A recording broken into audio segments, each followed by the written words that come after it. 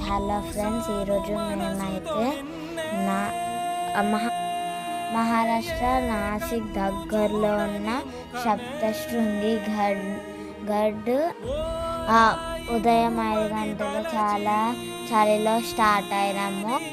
ఈ సప్తశృంగి అమ్మవారు 58 శక్తిపీఠాలలో ఒకటి.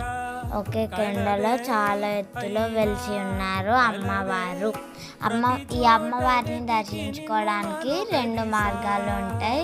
ఒకటేమో స్టెప్స్ ఎక్కొచ్చు, ఇంకోటేమో రోప్వేలో మనం వెళ్తే 120 టికెట్.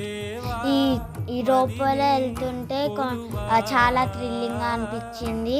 కొండల మధ్యలో లోయలు, కొండలు, గ్రీనరీ, ఎప్పుడెప్పుడు అమ్మవారిని చూడాలా అని. ఈ రోప్వేలో మేము రీచ్ అయ్యేసరికి 5:30 అయింది.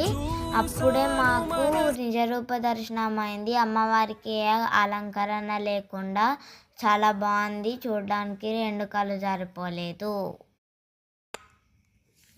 దర్శనం అయిపోయిన తర్వాత మళ్ళీ మేము రోప్వేలో వెళ్ళాము. మంచిగా కొండల మధ్యలో గ్రీనరీ చాలా బాగా అనిపించింది. మేము అక్కడ డిఫరెంట్ స్టిల్స్తో చాలా బాగా ఫొటోస్ దిగాము.